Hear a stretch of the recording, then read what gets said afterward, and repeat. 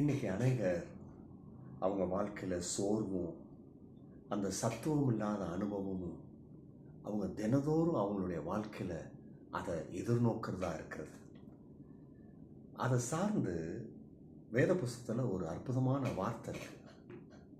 ஏசாயா தீர்க்கதரிசன புஸ்தகம் 40ஆம் அதிகாரம் 29ஆம் வசனம், சோர்ந்து போகிறவனுக்கு அவர் பலன் கொடுத்து சத்துவம் இல்லாதவனுக்கு சத்துவத்தை பெருக பண்ணுகிறார். ஆமென். இன்றைக்கி காலையில் நீங்கள் சோர்ந்து போயிருக்கிறீங்களா? சத்துவமே இல்லையா? ஆனால் கர்த்தர் உங்களுக்கு உதவி செய்வதற்கு இருக்கிறார் என்பதுதான் இந்த வார்த்தையின் வாக்குத்தத்தம். He gives power to the weak and strength to the powerless.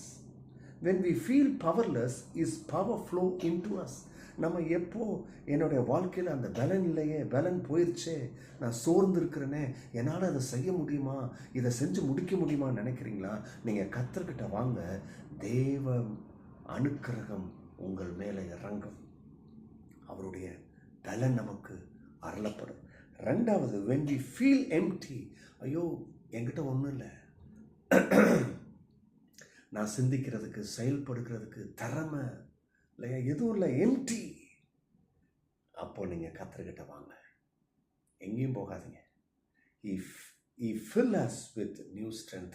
அவர் நம்மளை புது பலத்தாலே அனுக்கிரகத்தாலே நம்மளை நிரப்புகிறார்.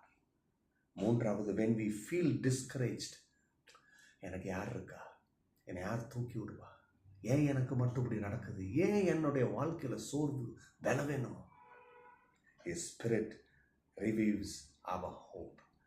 தேவ சமூகத்தில் வருவீங்கன்னா தேவ ஆவியானவர் நம்முடைய ஆவியை உயிர்ப்பிக்கிறார். எப்படி உயிர்ப்பிக்கிறார்? நம்பிக்கையில் உயிர்ப்பிக்கிறார். இன்றைக்கு நீங்கள் அவ்விதமாய் ஆசீர்வதிக்கப்படுவது நிச்சயம். God bless you.